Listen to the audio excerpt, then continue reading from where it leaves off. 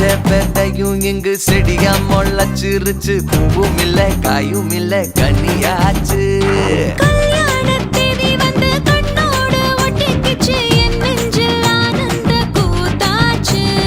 கண்டாங்கி சில கட்டி என் கைய நீ பிடிச்சு நாம் சேரும் நாள் இங்கு வந்தாச்சு.